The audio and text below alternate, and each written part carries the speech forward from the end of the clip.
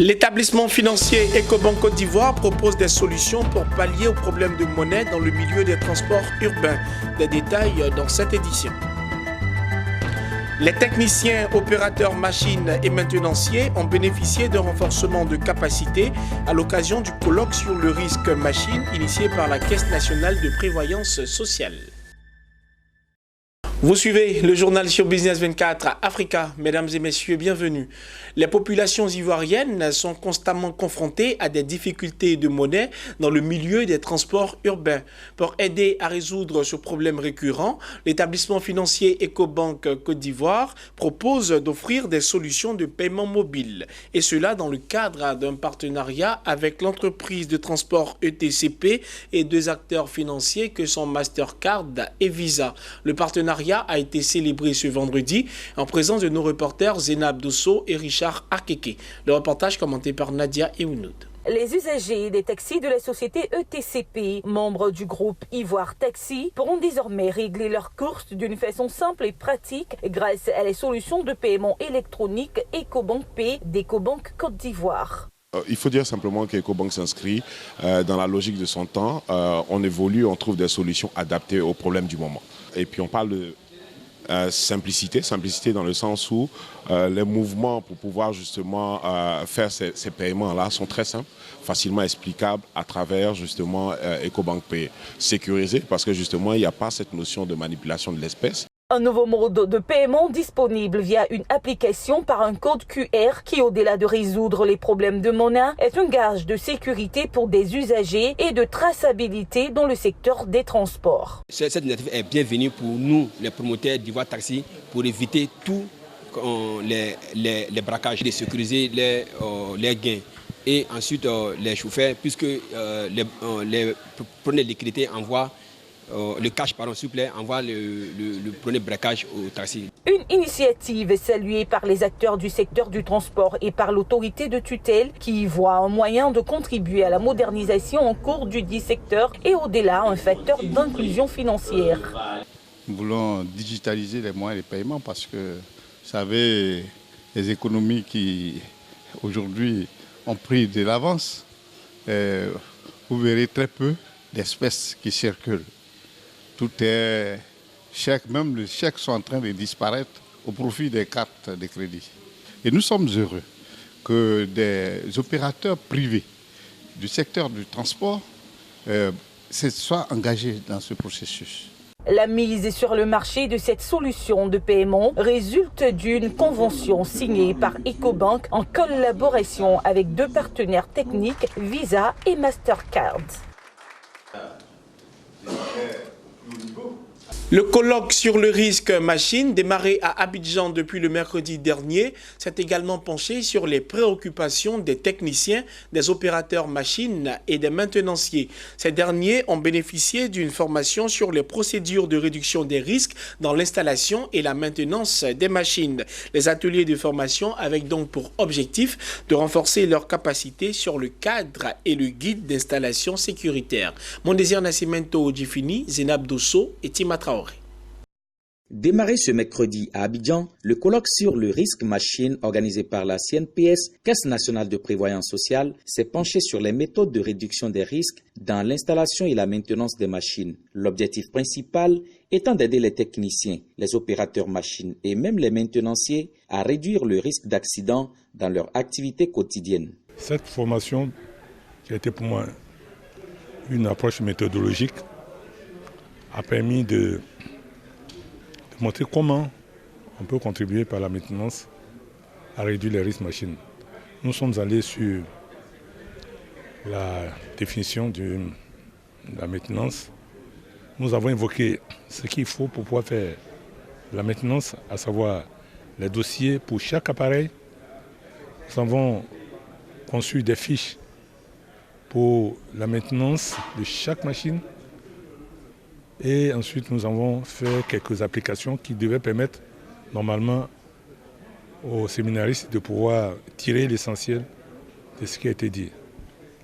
Sinon, comme je l'ai dit, la maintenance, c'est l'ensemble des actions qui permettent donc de maintenir ou de réduire ou de rétablir un équipement dans un état spécifié. l'état dans lequel donc l'équipement puisse accomplir sa mission.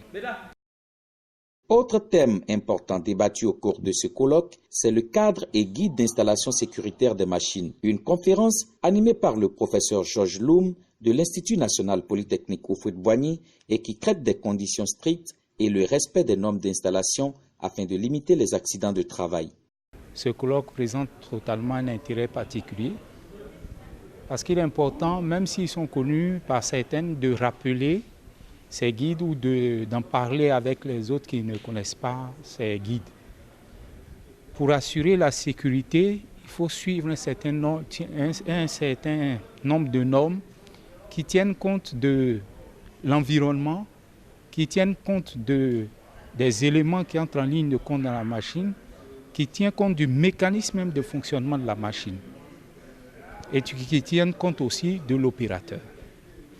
Donc ce sont ces normes-là que nous avons essayé d'édicter et qui sont pour la plupart basées sur des normes européennes. Un film institutionnel a été diffusé pour instruire les participants sur comment réduire la fréquence et la gravité des accidents de travail dans les entreprises. La structure de production Jet One Showbiz dépose ses valises au bord de la lagune Ébrié. Cette structure spécialisée dans la production musicale et dans l'événementiel avec un fort caractère social a désormais sa représentation en Côte d'Ivoire. La représentation d'Abidjan compte organiser des concerts et autres événements culturels afin de recueillir des fonds pour soutenir toutes les initiatives dans le domaine des arts et de la culture du pays. Hervé Blayon nous commente le reportage de Zénab Dosso et Tima Traoré. Présent avec nous. C'est en présence de plusieurs acteurs du showbiz, des producteurs de spectacles, qu'Abidjan a accueilli ce mercredi une nouvelle structure de production du showbiz à travers l'investiture de sa représentation. Au cours d'une rencontre avec la presse, Jet One Showbiz a été officiellement présenté au public pour sa présidente Yvonne Rabé-Stanislas. Cette action vise à œuvrer pour le social au travers de l'événementiel avec les artistes et producteurs. Un objectif soutenu par la responsable de la communication de Jet One Showbiz, pour qui cette initiative veut œuvrer également à la réussite des artistes de la Côte d'Ivoire et de la diaspora à travers une plateforme d'échange. Nous allons faire les premiers pas, mais c'est que nous puissions être accompagnés et suivis par les différents acteurs culturels et même sociaux locaux ici. Je parle donc de nos différents ministères de tutelle, des différentes structures, des différents sponsors qui se trouvent sur place. Voilà, et des différents donc, artistes. Désormais, Kwabé Blé Martial, juriste, est l'ambassadeur de la structure Jet One Showbiz à Abidjan. C'est avec émotion qu'il s'est prononcé sur le fonctionnement de ce projet.